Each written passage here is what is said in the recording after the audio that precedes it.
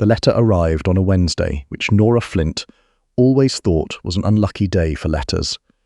She was elbow-deep in a vat of lye soap when the boy from the village found her behind her father's print shop, and he held out the envelope with 2 fingers as though it might bite him. The wax seal was dark green. She didn't recognize the crest. Miss Nora Flint, apothecary's daughter, Keswick Road, Halverton. Her father had not been an apothecary. He had been a printer, but he had also, for 31 years, maintained the only decent reference library in the village of Halverton, and Nora had read every book in it twice, including the 7 volumes on medicinal herbs, poultices, and the properties of common poisons that had belonged to her grandmother. People called her an apothecary's daughter because it was easier than explaining the truth, which was that she had simply paid attention when everyone else had not. She broke the seal. Lord Whitmore requires the services of a person knowledgeable in the preparation of medicines and the management of prolonged illness. You have been recommended by Dr. Ashby of Keswick. You will come to Dunmore Hall at your earliest convenience. This matter is urgent. There was no please. There was no thank you in advance. There was not even a signature. Only the Whitmore crest in green wax, as if the name alone were explanation enough. Nora read it twice. Then she folded it, tucked it into her apron pocket, and went back to her soap. She went anyway, of course. She went because Dr. Ashby had recommended her, and Dr. Ashby had delivered her into the world and set her broken wrist when she was 9, and had never once spoken her name without kindness. She went because the word urgent sat in her chest like a stone, and she had never been able to ignore a stone. And she went, if she was being honest with herself, which she generally tried to be. Because she was 26 years old, her father had been dead for 8 months, the print shop was struggling, and Dunmore Hall paid. She arrived on a Thursday, which she hoped was a better day. Dunmore Hall was not what she had expected. She had expected grandeur, high gates, manicured hedges, footmen standing at attention. What she found was a house that had clearly once been grand, and was now exhausted by the effort. The iron gates needed painting. One of the stone lions at the entrance had lost half its nose. The gravel drive was more weed than gravel. A woman in a black dress met her at the door, before she'd even knocked. She was perhaps 50, with iron-grey hair pinned so severely it seemed to pull her features tight. Miss Flint, not a question. I am Mrs. Pardoe. I manage the household. She looked Nora over once, the serviceable blue wool dress, the worn leather bag, the hair that had come half loose on the road, and seemed to conclude something she kept to herself. Come. Nora came. The inside of the hall was better than the outside, but only just. The ceilings were high and cold.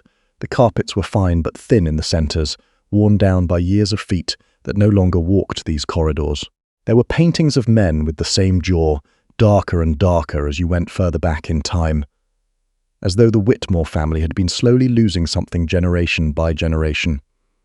Mrs. Pardoe stopped at the foot of the main staircase and turned. His lordship has been unwell for 3 weeks, she said. The physician from Carlisle came twice and prescribed rest and tonic. His lordship did not improve. Her voice was even, carefully, professionally even. He has a younger brother, Mr. Declan Whitmore, who arrived a fortnight ago to assist in managing the estate during this time. He is currently with his lordship. She paused. You will find Lord Whitmore considerably diminished from what he was. What are his symptoms? Nora asked. Mrs. Pardoe blinked. Perhaps she had expected Nora to follow without asking questions. Fatigue, a tremor in the hands, loss of appetite, occasional confusion. For 3 weeks, you said. Yes, did the Carlisle physician take a blood sample? Another blink. I don't believe so, no. What about his food? Has it changed recently? His water source? Mrs. Pardoe's expression shifted by a fraction, something between surprise and relief, as though she had been wanting someone to ask exactly these questions and had been afraid to ask them herself. I will let you speak to cook, she said, and started up the stairs. Lord Whitmore, Alistair Whitmore, as the letter by his bedside informed her, 3rd Earl of Dunmore, was 34 years old and looked 60. He lay in a 4-poster bed, in a room that smelled of medicinal tonic and closed windows, his face grey-white against the pillows, one hand resting on the coverlet with a faint but visible tremor. He had dark hair, rather too long for fashion, and he was watching the door when Nora entered, which suggested he was not as confused as Mrs. Pardoe had feared. His eyes were sharp. Whatever illness had taken hold of his body, it had not yet reached those eyes. Standing at the window was a younger man, perhaps 28, with the same jaw as the portraits in the hallway, but lighter in colouring, easier in manner. He turned when Nora entered and offered a smile that landed somewhere between charming and practised. "You must be Miss Flint." He extended a hand. "Declan Whitmore, I'm grateful you came so quickly. Your brother's letter said the matter was urgent," Nora said, shaking his hand briefly and then crossing to the bedside. From the bed, Lord Whitmore watched her approach. He did not speak. "My lord," she set her bag down, "I'm going to ask you some questions and I need you to answer as precisely as you can. When did your hands begin to tremble?" A pause. His voice, when it came, was low and rough from disuse. 16 days ago, before or after the fatigue began. After. By perhaps 4 days, and the confusion. Are you confused now?" His jaw tightened slightly. "No. When was the last time you were confused?" 2 nights ago. I woke and could not remember where I was." He said it the way people say things they find humiliating, quickly, as though speed reduced the shame. "It passed within the hour." Nora nodded. She lifted his wrist and pressed 2 fingers against the pulse point. Slow, irregular at intervals. She noted the slight watering of the eyes, the paleness that extended to the lips, the way even this small effort of conversation seemed to cost him something. "What tonic is the physician prescribing?" Declan answered from the window. "A compound. I have the bottle." He retrieved it from the bedside table and handed it to her. Nora uncorked it and held it to the light. Then she brought it close and inhaled carefully. She recorked it without comment. "Has he been drinking from the well or from the house cistern?" "The cistern," Mrs. Pardoe said from the doorway. "I'd like to see it. And the kitchen." She looked back at Lord Whitmore. "I'm going to leave you for an hour. I'll be back before dark." Something passed across his face, not quite fear, but adjacent to it. "You know what it is." It was not a question, exactly, but it deserved an honest answer. "I have a suspicion," Nora said. "I'd like to confirm it before I say it aloud." She took the tonic bottle with her. The cistern was clean. The kitchen was clean. Cook, a broad, no-nonsense woman named Mrs. Gale, answered every question with the directness of someone who had nothing to hide and resented being asked anyway. Yes, his lordship's meals had been prepared separately since his illness, on Dr. Carlyle's instruction, lighter foods, less seasoning. No new suppliers, no changes to the water. His lordship had a particular tea that he took each morning before breakfast, had done for years, a dark Assam blend that came from a shop in London. Mr. Declan had taken charge of ordering it fresh when he arrived, saying the old tin had been sitting too long. "When did the new tin arrive?" Nora asked. Mrs. Gale frowned. "A week and a half ago, I suppose. The young master brought it up from the village himself, said he didn't want to trouble the footman." Nora looked at the tin on the shelf. It was new enough that the paper label was still bright. She lifted it down and opened it. The tea inside smelled correct, that deep, malty Assam scent. But beneath it, faint enough that you would miss it, unless you were specifically looking, was something else. Something with the flat, metallic undertone she had first encountered in her grandmother's books at the age of 13, described alongside an illustration of a delicate leafed plant with white flowers. White hellebore, veratrum album. In small doses over time, it produced exactly what she was looking at in Lord Whitmore's bedchamber. Fatigue, tremor, slowed pulse, confusion. In larger doses it killed.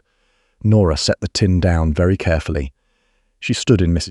Gale's kitchen for a moment and looked at the window and the garden beyond it, and thought about what she knew and what she could prove and what she was about to do. Then she went back upstairs. She did not go to Lord Whitmore's room first. She went to the small study at the end of the east corridor that Mrs. Pardoe had pointed out as the room where estate business was being managed during his lordship's illness. She knocked. "Come," said Declan Whitmore's voice. He was at the desk with papers spread before him, and he looked up with that easy smile when she entered. It occurred to Nora that it was a very good smile. She suspected he had spent a great deal of time practicing it. "Miss Flint, did you find anything useful downstairs?" "I found a few things, yes," Nora said. She kept her voice neutral, her hands loose at her sides. "I wanted to ask you about the physician's tonic. How long has Lord Whitmore been taking it? Since the beginning, I suppose. 3 weeks, and you've been ensuring he takes it regularly. Of course, Alistair is. A slight pause, carefully timed. He tends to resist these things. I've made sure he takes it each morning. That's very devoted of you, Nora said. I also wanted to ask, the morning tea. You took it upon yourself to bring a fresh tin from the village? Something changed in his eyes. Not much. The smile stayed exactly where it was. The old tin was stale. I thought it would help him. He's always loved that tea. Nora clasped her hands. The tin you brought contains something that is not tea. The smile did not fall. That was, she noted, the most telling thing.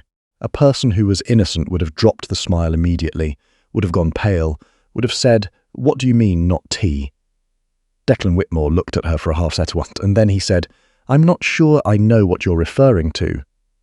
"I think you do," Nora said. "I think you've known for 16 days since the tremors started that your brother was being made ill. And I think you've been administering something through the tea that is slowly poisoning him." The room was very quiet. Outside, she could hear the wind in the beeches. "You're a village girl," Declan said, and his voice had changed. Still controlled, but with something harder underneath. "You've come with your little bag and your grandmother's recipes, and you think you can walk in here and I can have the contents of that tin analysed by a physician in Carlisle by Friday," Nora said. "I can also have Dr. Ashby examine your brother's blood today. I can, additionally, speak to Mrs. Gale about every occasion on which you brought something to your brother's room that bypassed the kitchen." She held his gaze. "I don't think I need to be anything other than what I am to see this clearly." Declan stood. He was taller than her by half a foot, and she thought for one clear, cold moment that this was the moment to be afraid. And then she thought, "I have been here for 4 hours, and I already know every corridor of this house, and Mrs. Pardoe is in the room directly below, and the footman is at the end of the hall, and there are worse things than afraid when you know what you're doing." She did not step back. He looked at her for a long moment. Then he sat down again, slowly, as though the air had gone out of him. He was going to sell the estate, he said. Dunmore, our family's. He was going to sell it to pay his debts. His voice had lost its practiced ease. Underneath it was something raw and genuine and still, she thought, wrong. I was trying to buy time, not to kill him. To buy time, with a substance that kills in larger doses, Nora said. He did not answer that. "I'm going to go and sit with your brother now," Nora said, "and I am going to recommend to Mrs. Pardoe that the household staff take direction only from her and from me until Lord Whitmore is recovered. I would strongly advise you not to leave the estate." She left him, sitting at the desk, and went down the corridor to the east staircase, and stood at the top of it for a moment, with her hand on the banister, and breathed. Then she went to tell Alistair Whitmore that he had been poisoned, and who had done it, and that he was going to live. He took it better than she expected, or perhaps worse. It was difficult to say. He lay very still when she told him, and the stillness was different from the stillness of illness. It was the stillness of a person rearranging something fundamental inside themselves. "Declan," he said, after a long moment. Not a question. Just the name placed in the air between them, like something set down. Yes, he said he was buying time. She had told him everything, exactly as it had happened. That is what he said. Alistair turned his face toward the window. Outside the light was going gold, the kind of late afternoon gold that northern England did in autumn like nowhere else on earth. "He is 12 years younger than me," he said finally. "When our father died, Declan was 16. I managed everything. The estate, the debts. There were considerable debts. Declan never saw the accounts." He paused. "He grew up thinking we were still what we had been. I didn't know how to tell him we weren't." Nora sat in the chair beside the bed and said nothing. Some moments did not need filling. "How long will it take to recover?" he asked. "The compound leaves the body slowly. 2 weeks, perhaps 3, before the tremor resolves. Your appetite will return before that. The confusion should not recur if the source has been removed. And it has been. And if I had continued—" "You should not think about that," she said. "You didn't continue. You're here." He looked at her then. She had the sense, distinct and faintly uncomfortable, that he was seeing her in the same way she had been seeing him, which is to say with some care and attention, and a kind of bewildered recognition. as though she was not at all what he had expected, and he was trying to revise his expectations in real time. "You came the day after the letter," he said. "Most people would have taken a week to decide. The letter said urgent." It did. His mouth moved. Not quite a smile. His face was too tired for that, but the gesture of one. "I'm told I didn't say please." "You didn't. I apologize for that." "You were unwell," she said. "It's permitted." She mixed the first counteracting preparation that evening in Mrs. Gale's kitchen, using chamomile and activated charcoal for the binding work, and hawthorn for the heart, and told Miss Gale to give it to Lord Whitmore in warm water before each meal. She wrote the instructions twice, once for Mrs. Gale and once for Mrs. Pardoe, in the clear, direct handwriting her father had always praised. She did not leave that evening. Mrs. Pardoe showed her to a guest room at the end of the south corridor without being asked, as though the matter had already been decided, and Nora did not argue.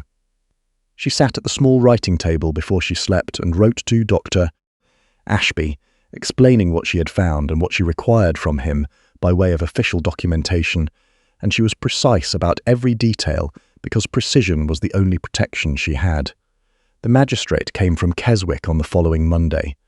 He was a cautious man, Mr. Fallow, cautious and thorough, which Nora thought was the right combination for a magistrate, and he listened to everything she presented. With his hands folded on the table in the ground floor parlour, and his eyes moving between her notes, the tin of tea, and her face.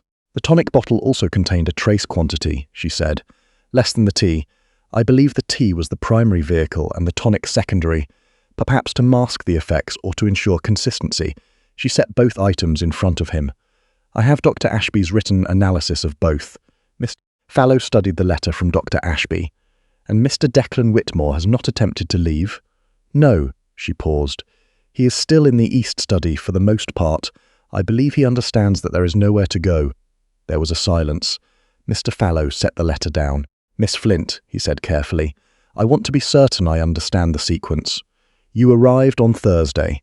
By Thursday evening you had identified both the compound and its source. You confronted Mr. Whitmore directly on Thursday afternoon." "Yes. Alone? Yes." He looked at her. "That was not," he said, with the tone of a man choosing words with deliberate care, "perhaps the safest course of action." "No," she agreed. "But Lord Whitmore was in no condition to act, Mrs. Pardoe would not have credited it without evidence, and I was not certain I could secure the tin and the tonic bottle if I waited until morning." Mr. Fallow regarded her for another moment. Then he uncapped his pen and began to write. "I will need a full statement," he said. "Everything you observed in order, with times if you can approximate them." "I can give you exact times," Nora said. "I kept a record." He looked up. For the first time, something like a smile crossed his face. "Of course you did. Declan Whitmore was removed from Dunmore Hall on Tuesday morning." He did not look at Nora as he was escorted out. He looked at his brother, who stood at the top of the steps. Thinner than he should have been, still a little pale, but standing, and something passed between them that Nora did not try to interpret. It was not her story. It was theirs. She stood at the bottom of the steps with her bag and her coat, and the money Mrs. Pardoe had pressed on her that morning. Considerably more than she had expected. Enough to keep the print shop running through to spring. And she watched the carriage pull away. She heard footsteps on the gravel behind her. "You're leaving." It was Alistair's voice. She had grown accustomed to it over the past 5 days, the way it sounded in the morning, rough from sleep, and the way it sounded in the evening when the worst of the day's fatigue had eased, and he would occasionally say things that surprised her. "My work here is finished," she said. "Mrs. Pardoe has the preparation instructions. Dr. Ashby will call next week to confirm the recovery progress." She turned. He had come further down the steps than was wise, given that he was still holding the railing. "You should go back inside." "The wind is cold. You've been telling me what to do for 5 days," he said. "Someone needed to." He was quiet for a moment. The wind moved through the beeches at the edge of the drive, a sound like distant water. "The estate," he said. "The debts Declan mentioned. He was right that I was considering a sale, though wrong about everything else I have been reconsidering." Nora said nothing. "There is a dower house on the north end of the property," he said. "It has been empty for 6 years. I intend to have it opened and repaired." "I thought." He stopped. He was not, she had noticed, a man accustomed to saying things he had not already finished thinking. The village has no apothecary. It had one, I'm told, but he died 2 winters ago. He was my father's friend, Nora said quietly. Mr. Crewe, yes. He looked at her steadily. There is a need, and there is a space, and it seems to me that a person who identified a slow poisoning within 4 hours of arriving in an unfamiliar house might be rather well suited to occupying that space. Nora looked at the house, at the stone lion with the broken nose, at the weeds beginning to lose their green in the first cold of the season, and the windows of the east corridor where the study was, and the windows of the room at the top of the stairs where she had sat beside his bed for 5 evenings and read out loud when he could not sleep. That would be a business arrangement, she said. Of course, he said. Mrs. Pardoe will draw up the terms. With a contract, and I would require the use of the ground floor of the dower house for a consulting room. Naturally. She looked at him. He was watching her with an expression she was beginning to learn, careful and dry, and, underneath it, something much less practiced than anything his brother had ever shown. She thought about Halverton and the print shop and the letter that had arrived on a Wednesday, which she had always thought was an unlucky day for letters. Perhaps she had been wrong about Wednesdays. I would need a week, she said, to put my affairs in order in Halverton. Take 2, he said. The dower house will need at least that long to air out. She picked up her bag. She did not say goodbye. It seemed unnecessary, given everything, and she walked down the gravel drive toward the gate, past the lion with the broken nose, and she did not look back. But she was, for the first time in 8 months, thinking about the future in the way you think about it when it seems worth thinking about, with something that was not quite hope yet, but was close enough to be going on with. Behind her, she heard him go back up the steps, slowly, holding the railing, and the heavy front door of Dunmore Hall opening, and then closing behind him. She walked out through the iron gates and turned toward the road, and the beeches closed overhead, and the wind came through them like water. And it was, she thought, a very fine morning to be going somewhere.